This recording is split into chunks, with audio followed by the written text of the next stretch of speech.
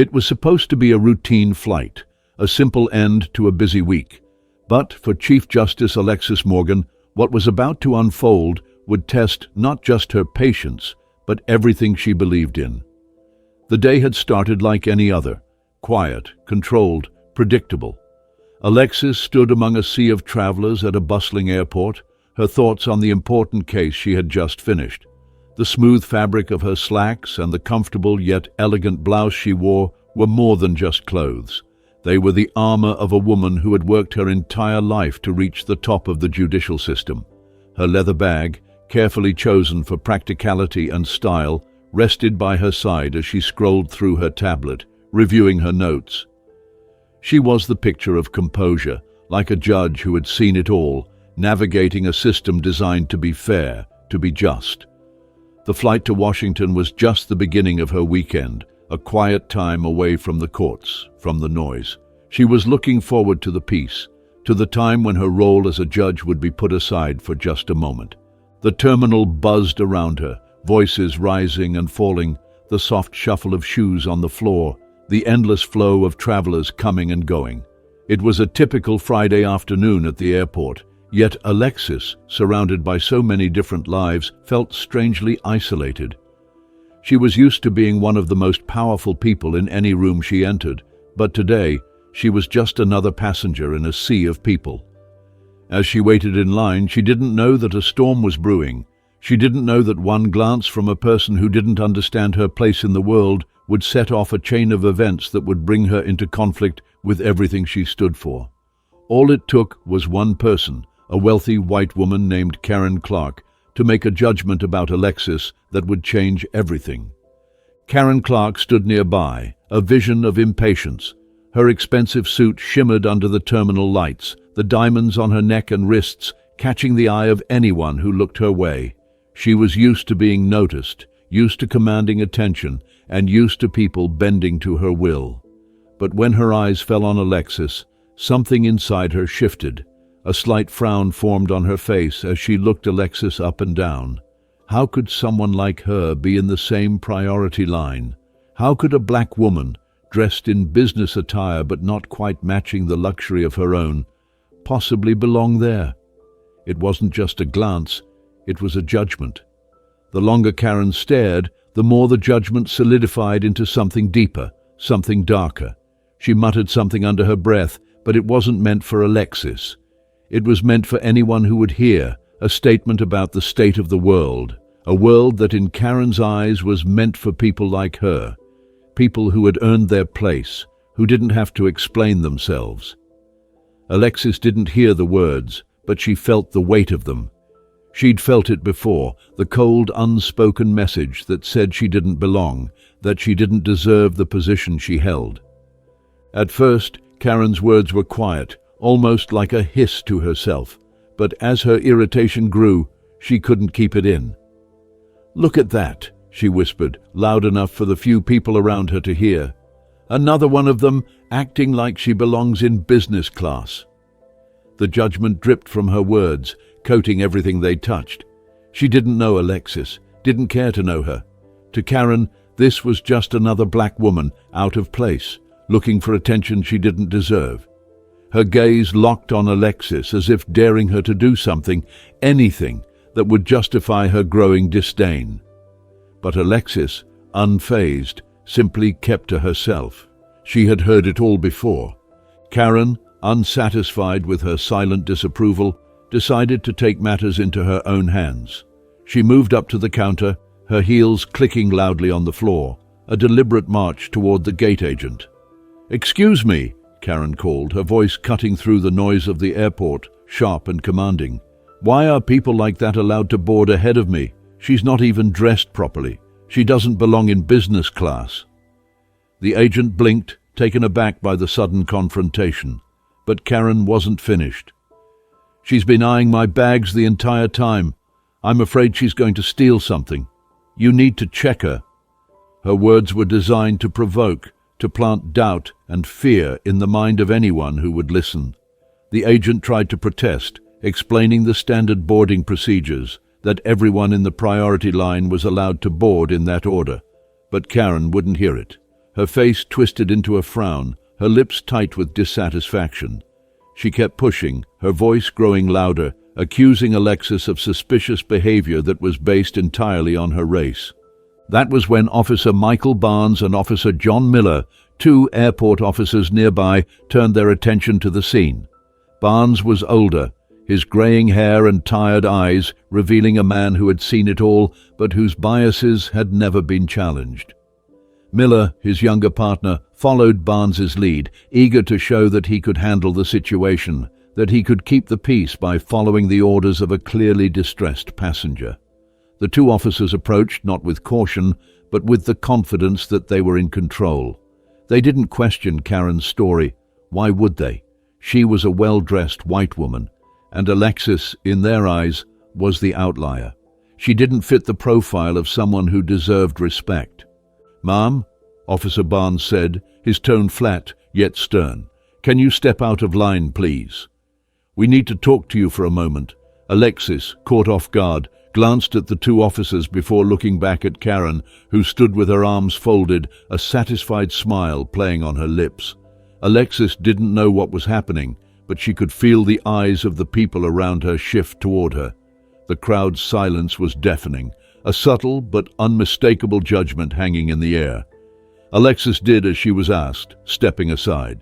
"What's going on?" she asked, her voice calm, though she couldn't ignore the tightening in her chest. She wasn't ready for this. Officer Barnes didn't respond right away. Instead, he stared at her, then glanced at his partner. "We've received a complaint," he said finally, his words clipped. "A passenger believes you are behaving suspiciously.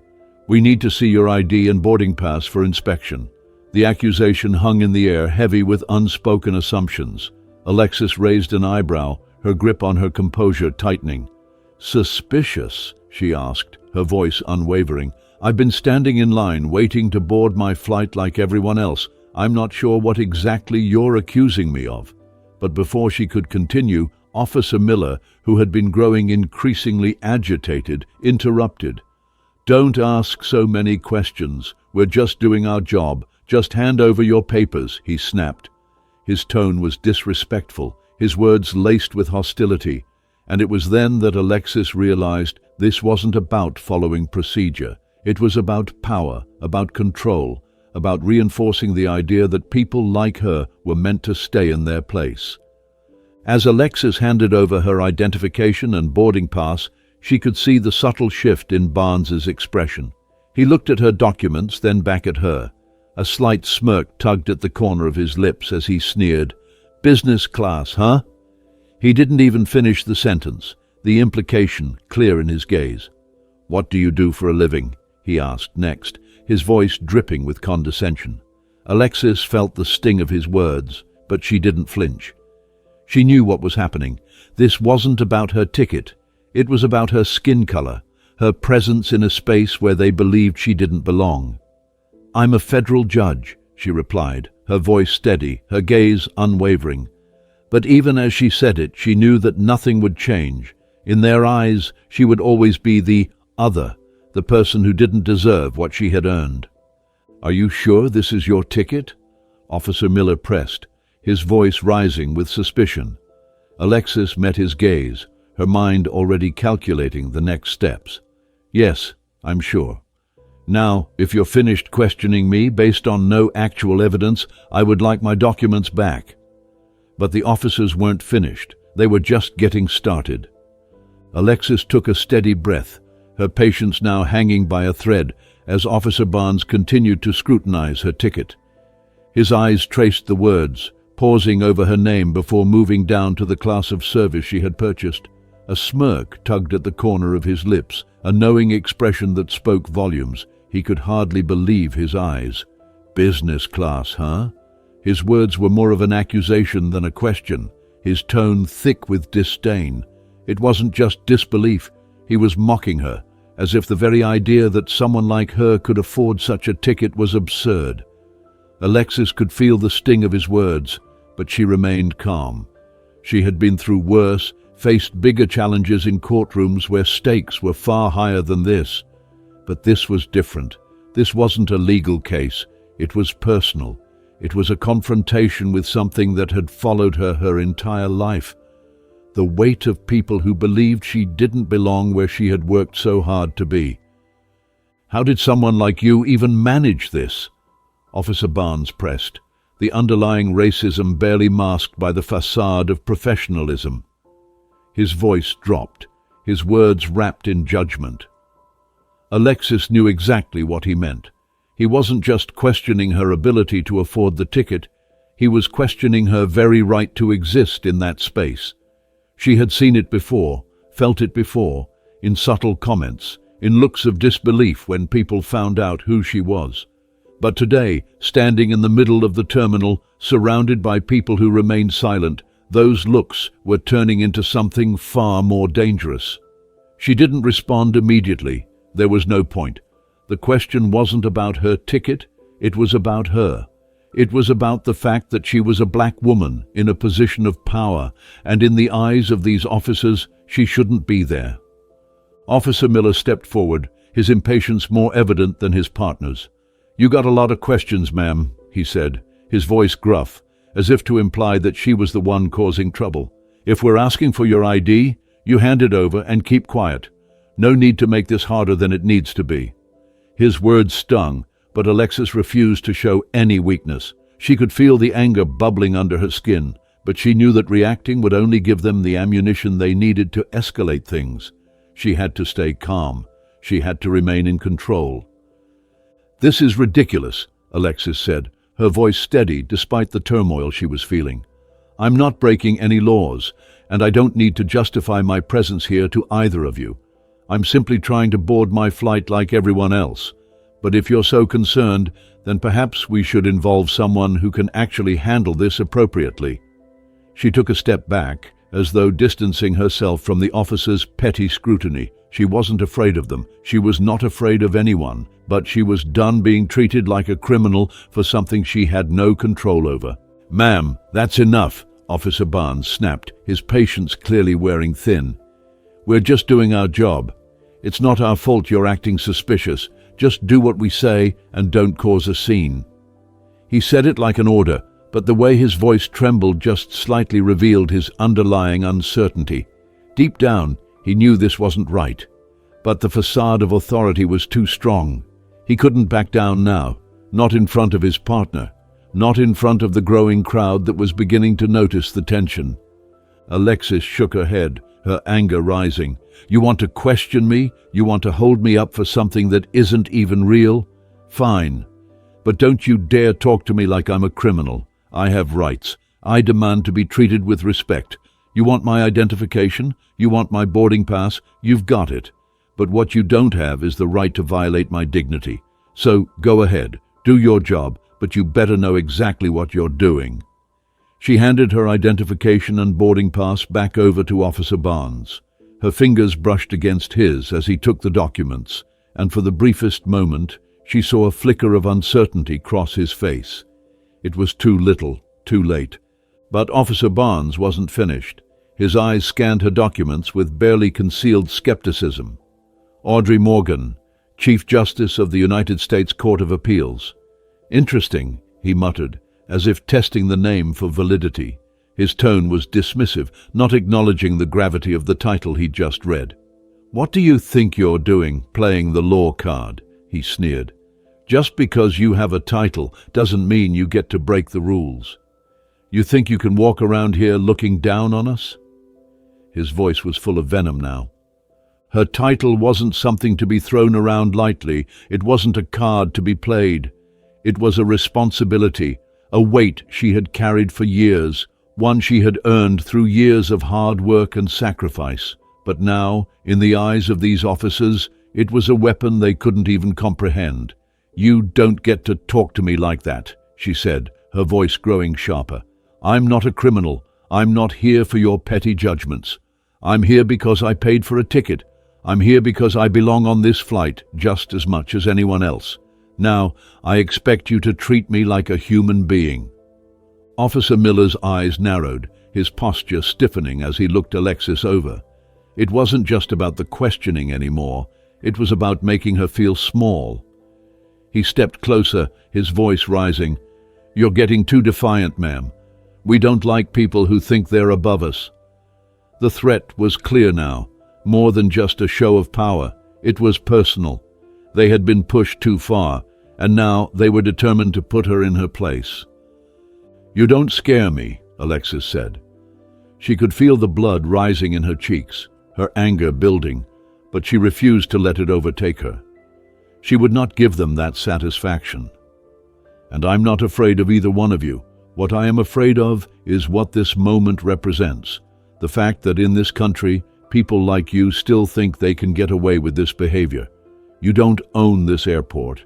You don't own me. And you sure as hell don't get to tell me how to live my life." The confrontation was escalating quickly, but Alexis refused to back down.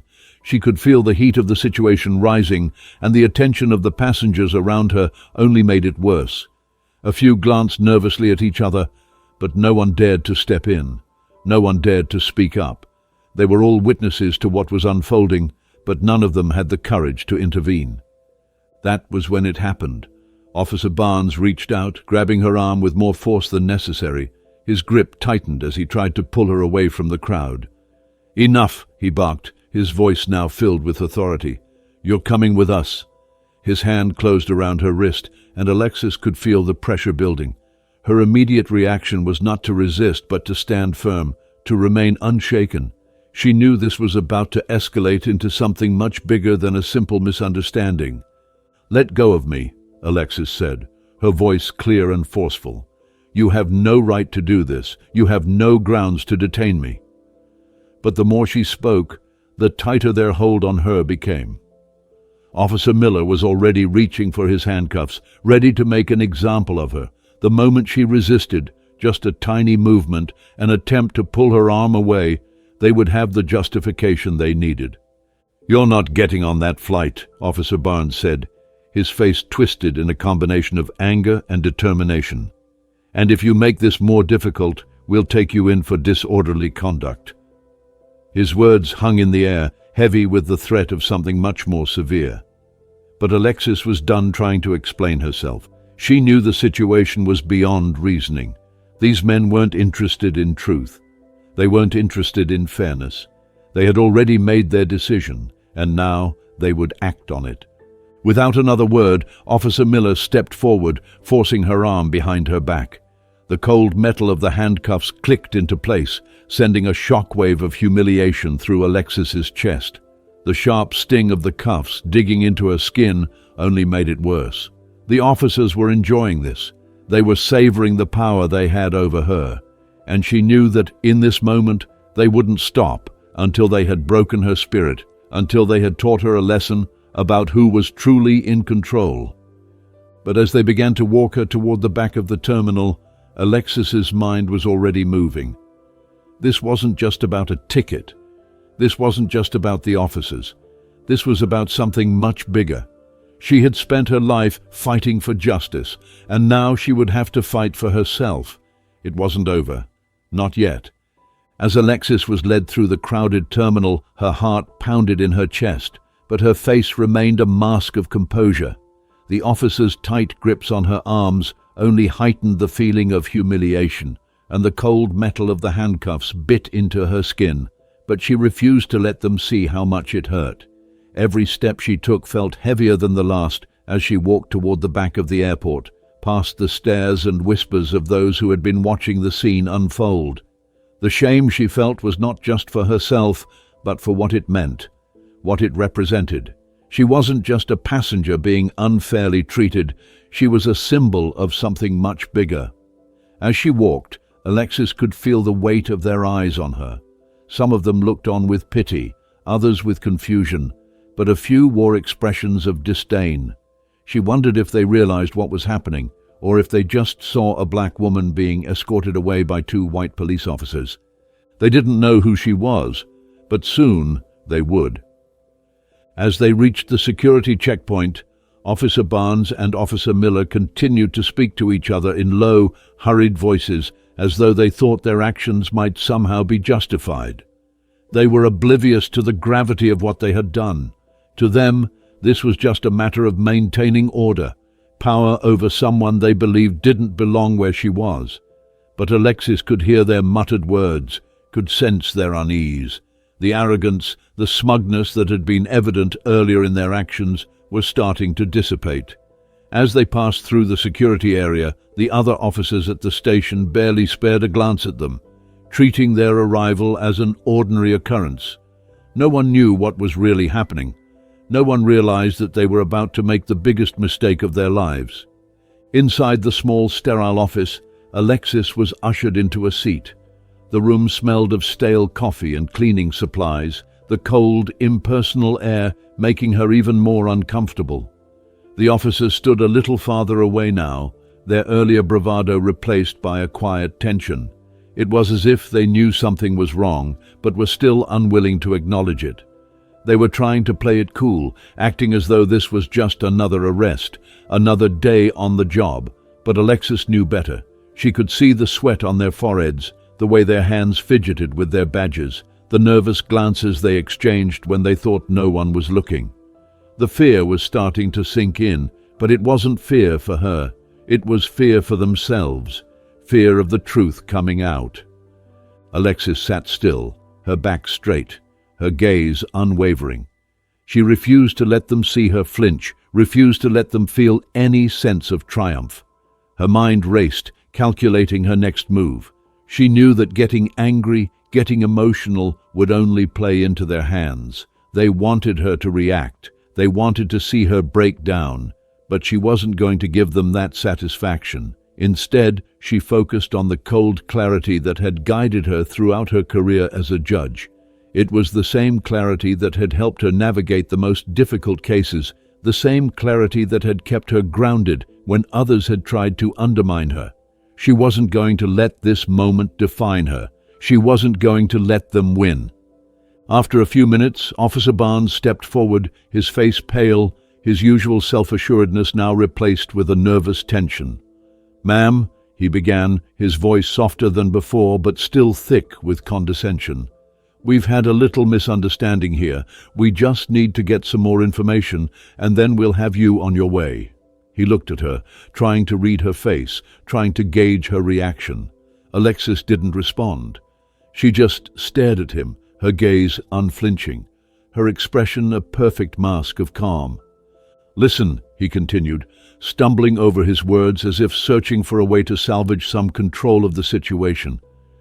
"We didn't know who you were. We're just doing our job. It's not personal. We just got a call from a concerned passenger, and we had to check things out.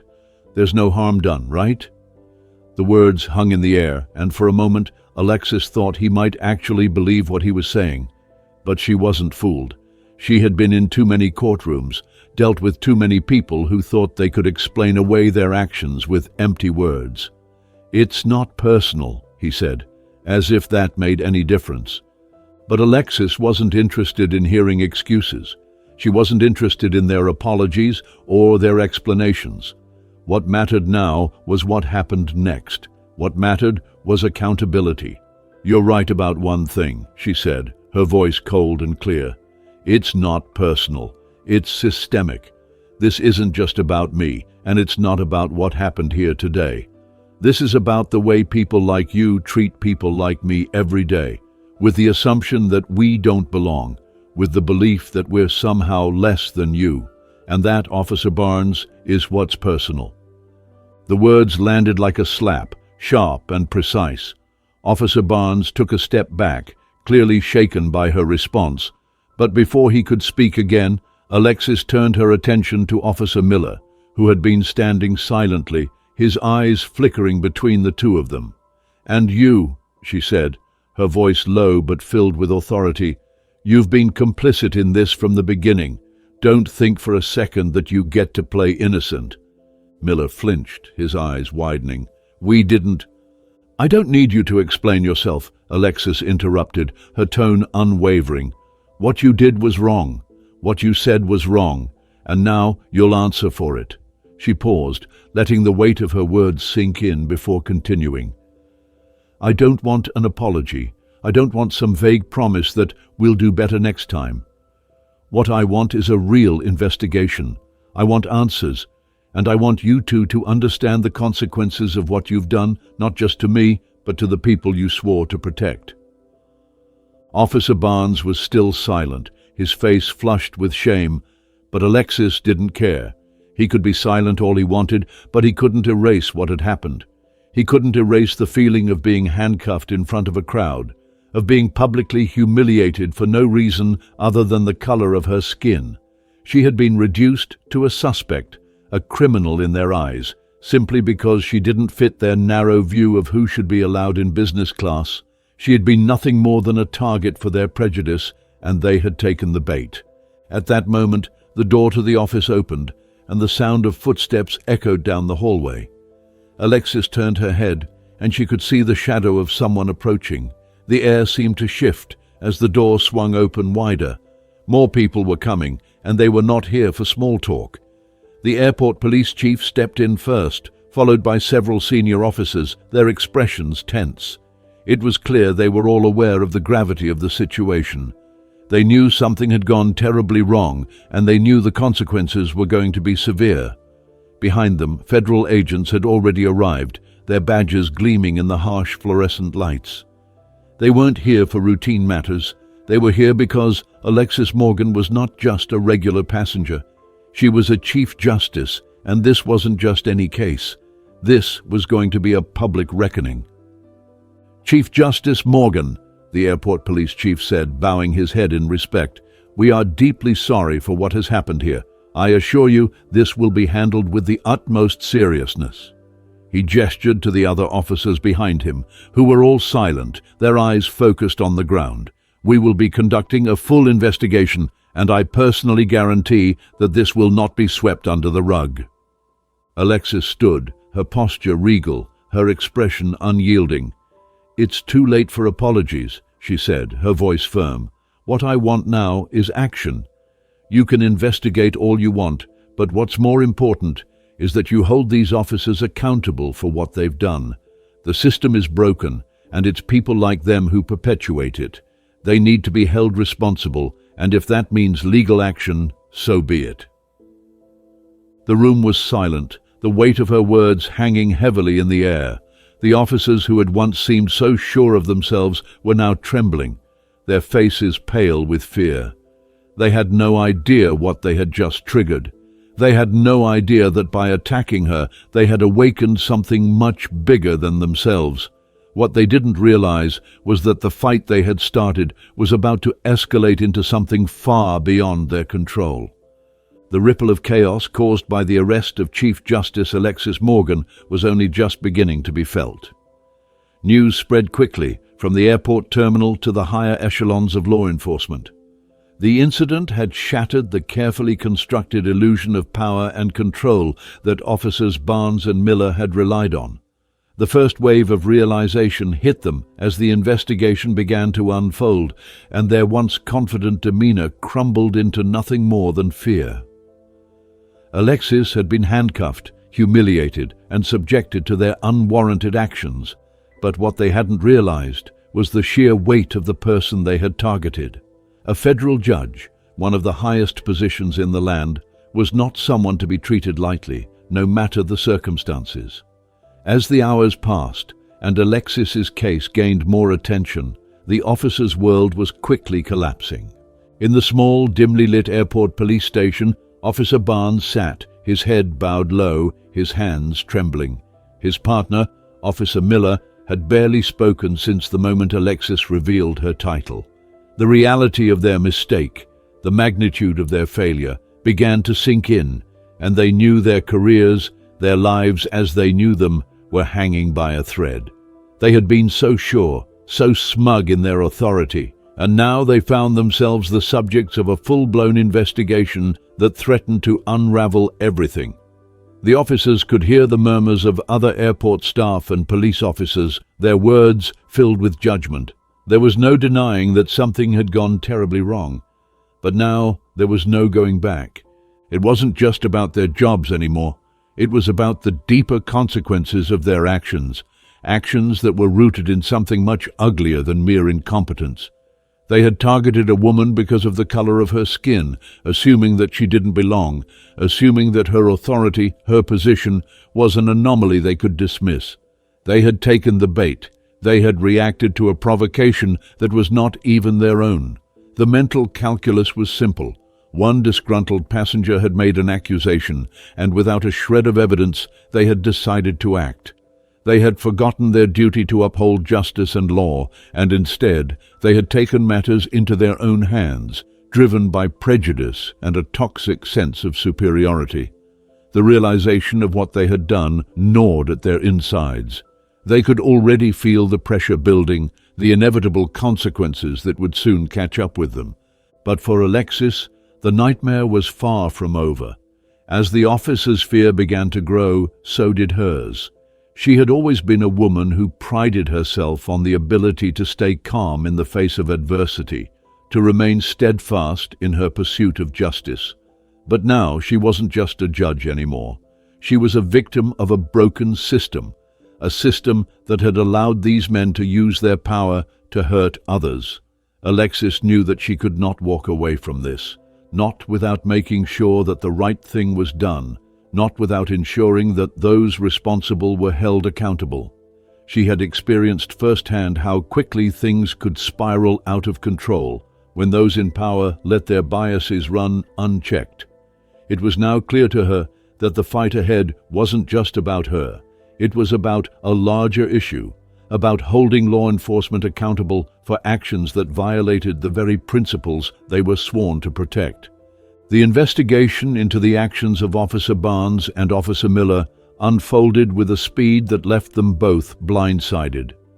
The officials who arrived at the airport station after Alexis's detainment were not the kind of people they were used to dealing with.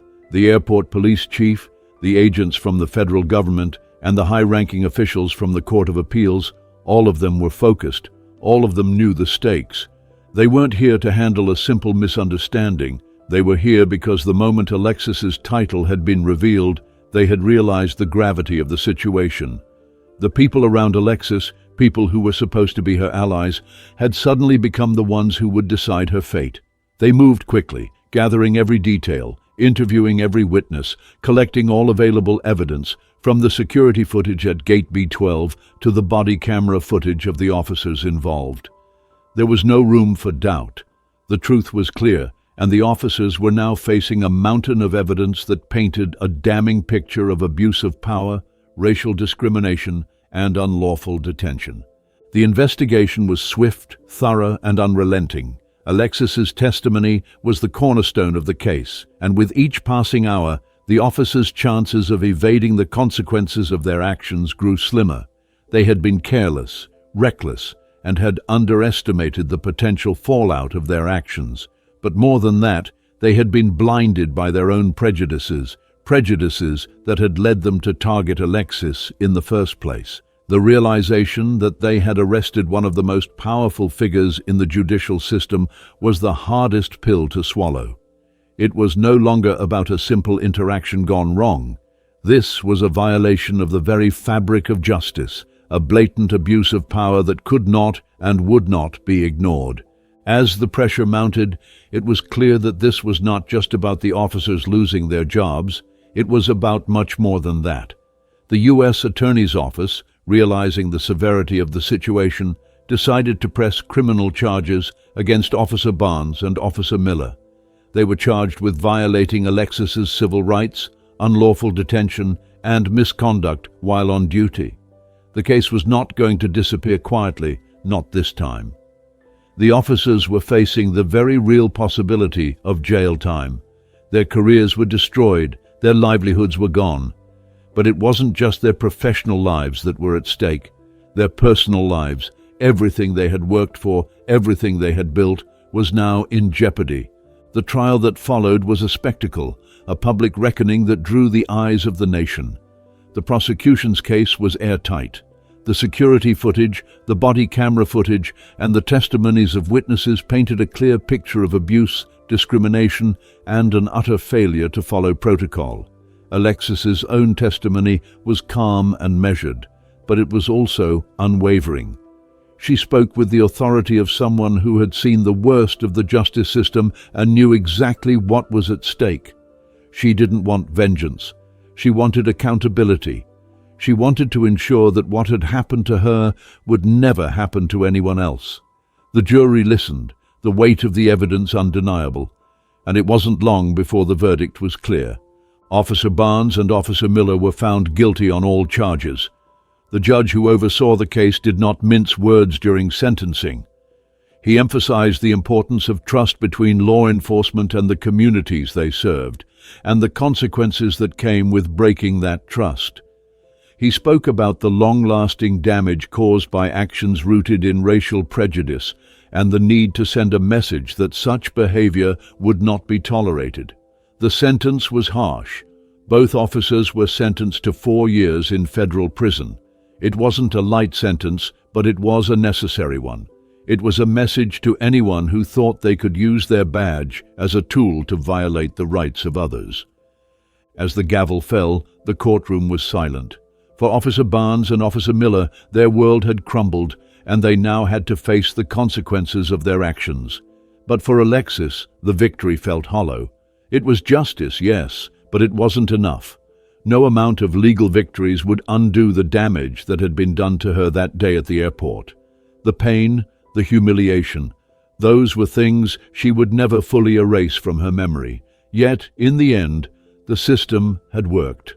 The law had been upheld, and while the consequences for the officers were severe, Alexis knew that the real work was just beginning.